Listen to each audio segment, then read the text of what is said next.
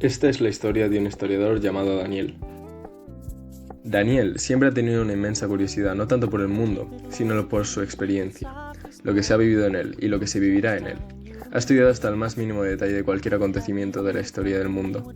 Sabe hasta el largo de las uñas de los pies de Hitler en sus últimos días. Sin embargo, Daniel nunca se ha sentido satisfecho con su conocimiento. Siempre ha necesitado saber más. Es por ello que quería dejar de investigar sobre lo que ya se conocía y quería indagar en lo que aún no estaba por conocer. Daniel era de Siurana, un pueblito a las afueras de Gerona, y en sus primeros años como historiador, investigó compulsivamente la historia de la península. Curiosamente, era la Edad de Bronce la que más le interesaba. ¿Qué por qué? Por la misma razón por la que nosotros estamos estudiando arquitectura, nadie lo sabe. El caso es que le emocionaba aquella época, el desarrollo de la metalurgia, de nuevas herramientas. Pero cómo no, si quería hacerse con nuevos descubrimientos, poco iba a conseguir si se quedaba en el despacho de su casa, frente al portátil. Por lo que hizo las maletas y se marchó. ¿A dónde? Al núcleo geográfico de la Edad de Bronce, a Ciudad Real. Una vez allí, alquiló un Seat Ibiza del 99 y recorrió decenas de kilómetros manchegos en busca de algo que ni él sabía lo que podía llegar a ser. Sin embargo, aquel viejo Seat solo le duró lo suficiente como para terminar dejándole tirado en medio de la nada. Como todo coche viejo, le dejó tirado de la peor forma en la que se podía dejar tirado a alguien, en un punto ciego, sin cobertura, y en una carretera desplazada de todo, por la que nadie transitaría ni siquiera para irse al agujero más lejano de este mundo. Y ahí estaba Daniel, con un cubo de chapa delante suyo, y un móvil sin señal.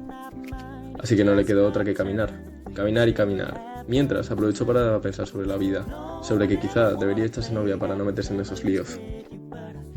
Pero de repente, su pensamiento se cortó en el momento en el que vio una protuberancia en el horizonte, algo así como un ladrillo corroído.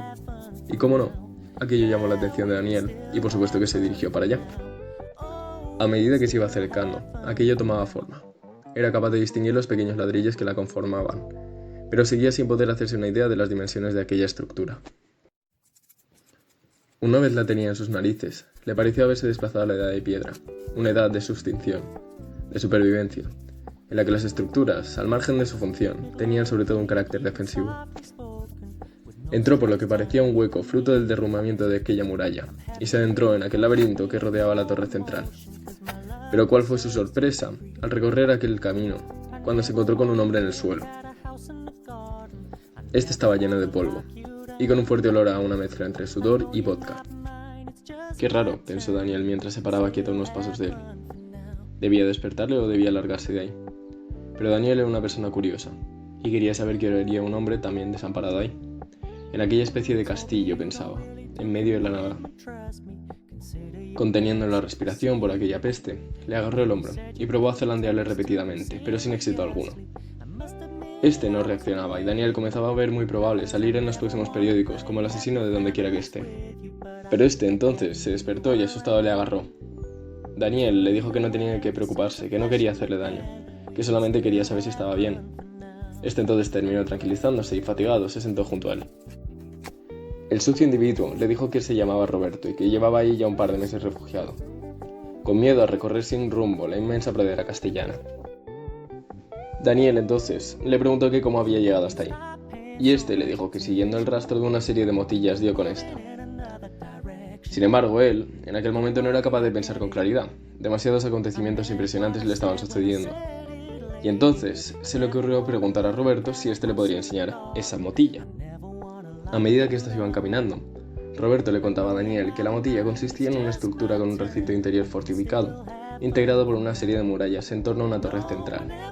Esta torre guardaba un conjunto de espacios reservados para la gestión de las actividades económicas esenciales de aquella época, la Edad de Bronce. Daniel, entonces sorprendido por el conocimiento de Roberto, el sucio y maloliente tipo, siguió escuchando. Este entonces le contaba a Daniel que alrededor de la motilla se encontraban una serie de cabañas y hogares de los azuareños que participaban de la actividad económica de la motilla, y es que este contenía una serie de almacenes para los alimentos recogidos, hornos para la actividad metalúrgica y otros habitáculos reservados para la actividad ganadera. Y de pronto, en medio del camino, toparon con lo que parecía una antigua tumba descubierta con un esqueleto en su interior. Daniel entonces, algo inquietado, miró a Roberto y este le dijo que tranquilo, que lo había descubierto él mismo. Aburrido por la soledad, se puso a excavar en la tierra y dio con aquel yacimiento. Explicó que ya antes había leído sobre un ritual funerario local, que consistía en enterrar a los cuerpos en una posición lateral y recogidos. Y algo extrañado, Daniel decidió seguir el camino con Roberto, aunque ya con un cierto caos en su cabeza por tantos hechos encadenados sin relación entre sí. «Y aquí está lo último que te quiero enseñar», dijo Roberto. «Aquí se encuentra el gran pozo de la Motilla, un oscuro y enorme agujero sin fondo, el que seguramente sería el pozo más antiguo de toda la península». Daniel estaba absolutamente asombrado por todo lo que estaba sucediendo. ¿Qué probabilidad había de acabar desamparado en el kilómetro exacto que le permitiría ver algo que en su carrera como historiador no había visto nunca? Una motilla. Aunque más raro que haber topado con aquello, era haber coincidido con un borracho de fuerte olor que supiera tanto. Un borracho que curiosamente después de un par de meses seguía manteniendo el olor. Entonces, en ese momento algo hizo clic en la cabeza de Daniel. Algo que le hizo seguir dando con contradicciones y preguntas. ¿Cómo era posible que pudiera seguir oliendo alcohol sin que el sudor y la falta de higiene de varios meses atrás lo hubiera tapado? ¿Y cómo es que sabe tanto de dónde está, pero no es capaz de volver a donde quisiera que viniera?